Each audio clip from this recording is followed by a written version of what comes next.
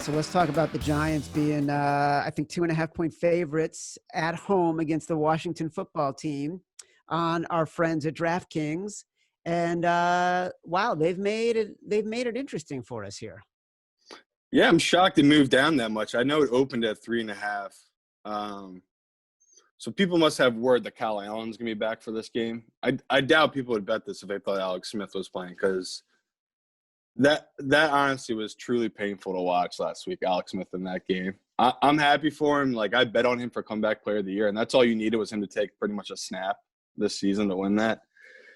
But he really can't move on that leg right. And in the way the league is now, you need mobility. You can't be a statue anymore. You have to be able to weave in and out of the pocket and get around people. And I know the weather was bad last week, but I would feel way more comfortable taking Washington here if I knew it was Kyle Allen than I would taking the Giants. And we talked last week, that was a make-or-break game for Daniel Jones' career. That was a game that he really needed to win and show up and prove to people he is a starting quarterback.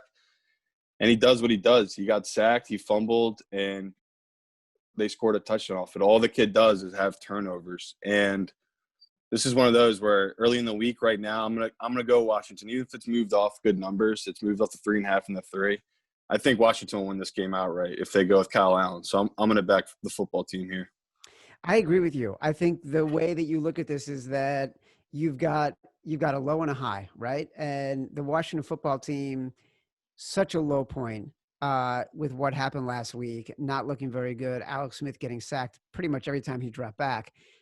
And then the Giants, who looked so good in what has been the highest rated afternoon game for Fox in 5 years. Okay? Wow. And all of a sudden, they look competent. Don't forget, it's against a really bad team. And this Washington football team, if they've been good at anything, their defensive line has been halfway decent. I like Washington here. Let me ask you this. Is this a money line play? Forget about the spread. Is this a money line play? 100%, because you've already lost the value on the number. It's rare games fall on 2 or 1. I mean, I know I saw it with the Seahawks game and everything like that. But this is one of those where I'd feel comfortable just taking them straight up. And that's insane what you said about the ratings. I saw something crazy where the Sunday night game had double the views of the NBA Finals. And it's really incredible to see that's how much – I always knew there was a kind of a big split, but we've never seen it because these finals never happen the same time as the NFL schedule. So I know football is king. Like I've told you plenty of times, the amount of people that take my picks on our client list compared to the other sports is tenfold. But to see it in actual time, real time, like LeBron James, maybe the greatest player ever to play. I know we're both Michael Jordan fans, but you can't deny what LeBron's done. It's one of the craziest things we've ever seen. And the fact that their viewership was half of a Week 5 Seahawks-Vikings game. It's pretty insane how much football really is king in this country. So it's pretty cool. But I will say this, like the numbers are half of what they normally are. So normally in a finals game, you're getting ratings that are 13 million to 16 million, which is what you're normally getting in like a Monday night football game, a really good Monday night football game, or a Sunday night game, something like that. Obviously the ratings are depressed because there's more competition. They're playing at different times. And it's just different. Like your kid's probably watch on his phone. I mean, I have YouTube TV, or like my girlfriend does. Like, we don't go into that number they're looking at where it's the cable number, but still add a couple million here and there. It's just crazy. I didn't know football really was that much of a powerhouse compared to it. I was just shocked at that number. Oh, it's always, imagine the Super Bowl, right? Like, NBA Finals, I mean, and let me just say this with a grain of salt. I think the ratings conversation is kind of bullshit. Like, I used it as a point of context to show how many people were watching the Giants, and to me, I think it's going to have an impact on betting. But at the end of the day, like, people like to use the ratings to indicate the health of a league. The NBA couldn't be in better shape. Right. They're going to get so much money in their next rights deal. MLB, their ratings are flat to bad everywhere, yet they just got more money than ever for their rights deals. I'm not trying to come off as like Clay Travis here. Like I don't know the whole China thing, all that, everything like that. I'm not here. I'm keeping the politics out of politics, but I got nothing about that. I'm just saying that the NBA does just fine, especially overseas. Like I have family in England. When I go back home, people don't really ask me that much about NFL. They ask me about NBA. So that definitely overseas in different countries, it's basketball is definitely bigger than football. 100%. Falcons, Vikings. I almost feel like Matt Mitchell should be playing. I want you to play a little song here. I can see clearly now the rain is gone, because this, and by the way, just so people know, in the Washington Giants game, 52% of the bets, 56% of the money on Washington right now. In the Falcons Vikings game, 65% of the bets, 90% of the money on Vikings right now. Obviously very early, but I will say this. Chris Raybon wrote an incredible story that is up on actionnetwork.com right now that was so prescient about how ATS record is really a great indicator of whether or not you are a good coach. And Dan Quinn was a horrible coach, horrible against the spread, and he breaks down sort of all the reasons why this very specific betting stat is a really thoughtful way to look at success for coaches. And we already know that the week before, Stuckey wrote this great story at Action Network about betting on teams after their coach is fired. Right now, you've got a Vikings team that showed well on Sunday night against, the cardiac kid Seahawks, and a Falcons team that just lost their coach. The only question to me, Simon, is do we wait to get the best of the number? Because right now, Atlanta is a 3-point dog in Minnesota. Yeah, and I think back to your Dan Quinn point, it's more that, remember where he came from. He had helped build a Legion of Boom in Seattle. And so he went from there, he went to Atlanta, and he had Kyle Shanahan as offensive coordinator, who I think took the team to the Super Bowl. And the owner, Arthur Blank, we joked every week, we could not believe he wasn't firing the guy. And it was just crazy. He'd built up that much leeway with the owner just because he got that team to the Super Bowl, even though they lost in legendary fashion. How do you not like Atlanta here? This is like a perfect buy low situation, especially now you just said all that money is coming in on Minnesota. Like I've talked many times on here, when you talk about that money, that's parlay money, that's teaser money, that's all these things that the bookmakers need broken. And like last week, the Raiders were a big breaker of teasers, moneyline parlays, a bunch of different things like that. This feels like a good spot here with Falcons. Everyone's down on them. Minnesota, like you just said, played a hell of a game last week. They should have won. That 4th and 10 by Wilson was incredible. I just think people are forgetting that Matt Ryan, he's looked bad for a couple weeks here. But it's one of those where you get rid of a coach and it's just a weight lifted off the team. And we saw that with Houston, where the whole team played well last week for Houston. Even if Romeo Crennel is a crappy coach and we're going to be able to fade him the rest of the season, the first game I do feel really comfortable taking these teams after they fire their coach. So I'm with you on the Falcons. But we'll wait to get back to 3.5. Yeah, that's the only thing. We just got to wait. We just got to wait until there's a better number. But I'm going to take this 3 just in case. Falcons. All right. Just in case. I like having the Falcons for betting on our list. Yeah, me too. I hear you. Maybe I will too. All right.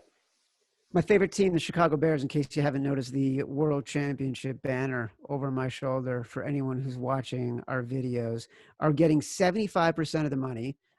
This line has moved from Bears +3 to Bears +2.5. 50% of the bets, 51% of the bets coming in on the Panthers. Bears now 2.5-point dogs on the road at resurgent Carolina. You know what this is right now? I'm looking at this. This game is a hornet's nest. And let me explain to you why. You've got a Bears team that won on Thursday night and against the Bucs in dramatic fashion, and a Panthers team that has now won 3 in a row and is starting to show like what those of us like you and I, who have been on the Panthers from the beginning, they're very well coached. Teddy Bridgewater, a.k.a. Teddy Covers, like this is a team to be reckoned with. And this is one of those where you said 75% of the money's coming in on the Bears? Yeah, lines move from 3 to 2.5. Wow. Yeah, I love the Bears here. This is like another opportunity where, yeah, the Panthers have looked really good, but let's look at the team's defenses they've looked good against and how they've done it. And we saw the Panthers falter was against the Buccaneers, like a good defense that we just saw against the Bears, and the Bears played pretty well against on the Thursday night. Yeah, it was sloppy at times, and the referees definitely did help the Bears at times. But I guess the professionals are thinking here that the same way I'm looking at that the Bears defense is just so good that I think they'll be able to stop this Panthers offense, especially in the sense that Teddy's really good at covering when he's a dog. I forget what the stat was, but I think it's like he's 18-4 and 19-4 covering as a dog. And I don't know if people are thinking themselves, like you were just saying, the Panthers keep covering, they're 3-0. So they're thinking themselves, this will keep going. But it's hard, a young team like the Panthers that went 4 in a row. So I'm going to back the veteran QB on the Bears and the veteran defense of the Bears to go down to North Carolina and get a win here. And I like that we're getting 2.5 still. I love this Bears team right now in this game. Yeah, I think we're the number one Bear podcast outside of Chicago. So we have to be the biggest backers of the Bears in the history of 2020. It's insane. Do you know who we don't like? I don't even want to talk about this next game. And right now, by the way, I feel like we love Washington. We love the Falcons. We love the Bears.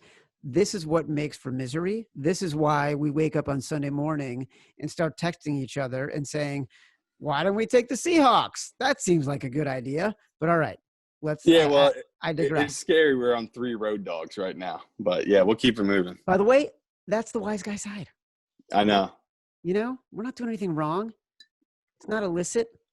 All right. Lions -3.5 against the Jaguars. Can we skip this game? Like, I'd love to hear your number. And by the way, I want to get your numbers. I forgot to ask you, like, your numbers on the games we've talked about so far. But, like, Lions, Jags, I guess I want to hear your number, but I want nothing to do with either of these teams. Yeah, and it's one of those games where I like the Jags, and I think the value's on the Jags side. But it's hard to take the Jaguars if they're going to be down Josh Allen, their best D-end, and they're going to be out a linebacker and then a corner. So I'd wait on the injury report with this one, and I'm with you. Like, I don't want to back Matt Patricia. Everything we've seen from them, he's the same with these other coaches that have been fired. It feels like he's just a dead man walking. And we'll wait for the Lions to fire him, and then we'll back them that following week once he's gone, because I just don't think he's a good coach. And I like the way the Jaguars played against Houston. Their kicker really kind of messed up that game for them. They were just in throw mode. And we watch from the Jaguars, they need to run it with that kid Robinson to be in games. And you could run on the lines. So I'll put this on the side, and I'd wait to see what the injury report is at the end of the week, because you have to make sure the Jaguars have these guys back healthy, or else their defense can't stop anybody. All right, real quickly, give me your numbers on Washington, New York, Falcons, Vikings, Bears, Panthers. So Washington, I had this at +1 for Washington. Like, I just made them, like, it pretty much was a pick, but I have it as if Alex Smith's playing.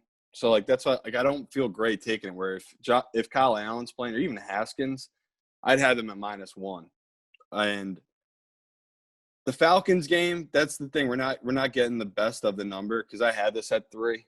That's what I thought this should just be. I thought this is just like a classic home team -3 with Minnesota, because we all know Minnesota's defense is suspect. And the tough part with me doing these lines right now is that so much changes from week to week with all these injuries we've been going through. Like the Dak Prescott, Dalvin Cook now is out for the Vikings. Like, every week I've tried been updating. It's been really hard, because you're taking numbers of these players that are filling in from, a year or two ago, or it depends on the season. So it's definitely been tough with all the injuries. And then Bears, Panthers. I had a pick, just a straight up pick. I think that the line they put up early was just because they assumed most people would be coming in on the Panthers, just because they, like you said, they've been playing so well. And it is shocking here. 75% of the money is coming on the Bears. I'm happy to ride the sharp side. That's a good side to be on. All right. We got the Browns visiting the Steelers, +3.5. This is a barn burner of a brain-twisting enigma. The Steelers have not looked good. The Browns have won 4 in a row. Am I right to think I like getting the hook? Yeah, you're stepping in it. That's why. It feels like a huge trap as someone that's backed the Browns now for I feel like 3 or 4 weeks, like you just said. And these other weeks we were going to get value on the Browns because people still were unsure about them. So we kept getting the best of the number. And I think here, the way the Pittsburgh matches up against the Browns, I think it's going to catch up to the Browns. I think we're going to see one of those classic Baker games because Pittsburgh defense played like crap against the Eagles. And I think this will be a big rebound game for Pittsburgh's defense. So I'm fine with taking Pittsburgh -3.5, -4. But I would wait on that line because I do think the public will keep coming on the Browns and it'll get down to 3. Well, though, what I'm saying is you're saying you want to take Pittsburgh. I was thinking I might want to take the Browns. I know. That's what I'm saying. You're stepping in it, thinking they're doing you a little favor, giving you the 3.5 with the hook. I think it's a little trap that the books are I set. see what you're saying. You're saying wait and maybe take the Steelers at 3. Yeah, I like the Steelers side. All right. We're not taking this game for the contest. This feels scares ugly. You. Oh my God. By the way, cut to Sunday morning, 9:50 a.m. We've got the Browns. We've got the Browns like +2.5. That is exactly what's going to happen. Cincinnati visiting Indy. Joe Burrow going to visit Phillip Rivers, the old man and the young man. The Bengals are 8-point dogs, getting a lot of money against this Colts team that has just not looked very good. Yeah, tough spot for Joe. He just got the crap kicked out of him in Baltimore. Now he's got to go to a Colts team who, if their defense gets healthy, if Leonard's back and they're all firing, they might kill him again. That O-line won't be able to block this Colts front. So I can see why the public's coming in early here. They think it's a good bounce back spot for Joe, and it's a lot of points for Phillip Rivers to be laying. So yeah, I wouldn't put this in the competition, but I'm gonna take the Colts side in this one. You are. You know what? I feel that too. It's a big number, but I feel it. I feel like a week ago this might have been 10. Or like if say they'd covered last week, the Bengals. This might have dropped all the way down to 7, especially after the way the Colts played last week. Because we talked last week, we wanted to fade Rivers because we were saying this guy's due for a crap game. We know he's not as good as the record indicates. And this is more of a play on the Colts defense that Frank Reich, he's good off the loss. The Bengals, the way their O-line is shaped, they can just get beat really easy by good edge rushers. And I'm with you. This is a big number, but I'm cool with taking a home team like the Colts here, -8. I'm just making a note. I'm just writing it down. Can you guys hear the rain pounding against my window? It is, I don't know what it's like in South Jersey for you, Simon, but it is ugly and rainy here in central Connecticut. The kind of rain that would make you rethink everything about what you want to bet on a Sunday morning. Ravens, 7.5-point road favorites at Philadelphia. Oh, God, here I am again. Yeah, right? I don't want to do it. I mean, of course, you got to take the Eagles. 7.5 home dog. Should have covered last week. They didn't. The Ravens just destroyed a team in their own division at home. But I can't do it. It's the Ravens beat up bad teams. As an Eagles fan, we have no doubt we're a bad team. We have a really good D-line. I still think Wentz is a good quarterback, but we have no offensive line. We are the worst linebacking team in the NFL, without a doubt. I as an Eagles fan, this is the worst linebacking core I've ever had in my entire life. And my numbers are telling me I should take the Eagles. I have this at 6. And being a professional, this is a spot you take the Eagles. But I can't do it. I can't put them in competition here. I'm going to probably end up on the Ravens, but I don't like it that it's 7.5. It's really a good number that Vegas put up. It's a great number that will entice everybody. And I'm just disappointed that you're getting 2 points of value here and you're letting emotion get in the way. I am, but there's times where I got to fade my computer because it's like it doesn't get it. It doesn't get the human element of the game. It's just data and it's just numbers. But I'm with you. Like, this is the smart plays, the Eagles here, but I just don't want to stand in front of the Ravens train. You can run on the Eagles, and that's all the Ravens do. So it just feels like a bad spot for the Eagles. Simon, this is the bet your balls pick of the week.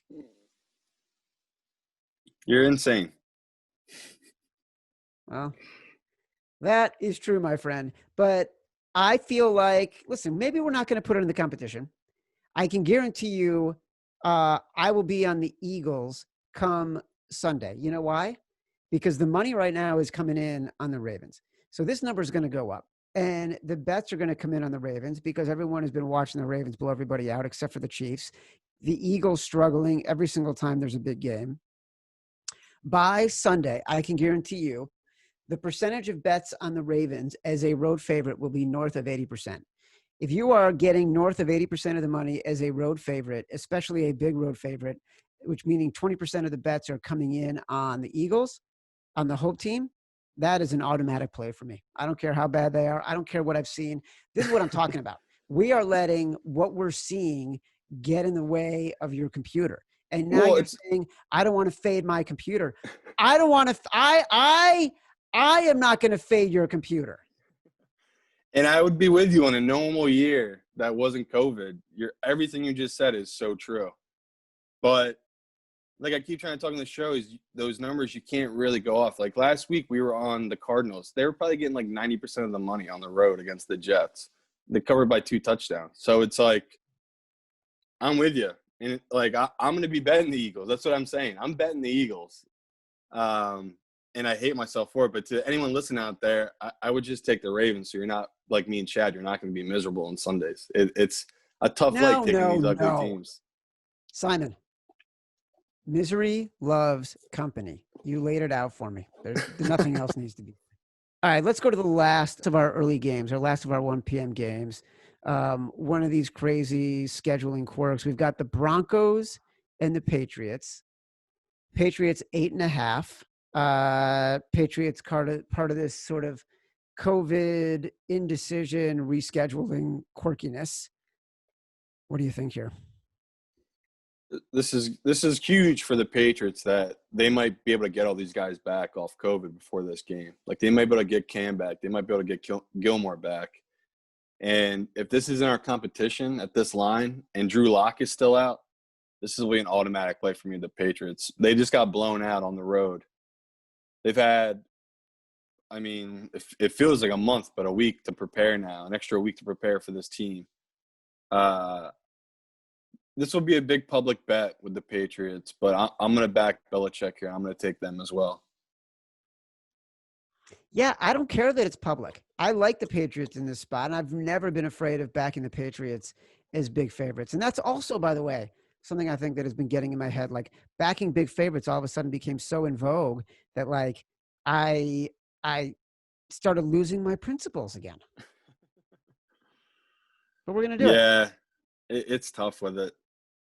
If this game is played, we're taking the Pats. That's all there is to it. I'm with you 100%.